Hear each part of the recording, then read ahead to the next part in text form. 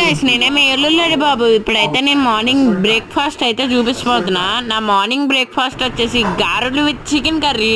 ఇప్పుడైతే టేస్ట్ అయితే చూద్దాం పాండి. ఫస్ట్ అయితే పీస్ తీసుకుని కొరుక్కున్నా. చాలా బాగుంది. లంచ్ కి వచ్చేసి క్రాబ్స్ కర్రీ కూడా చాలా అయితే చూడంగానే స్మెల్ కూడా చాలా అయితే బాగుంది. ఇంకైతే కలుపుకుని తిన్నా. చాలా బాగుంది.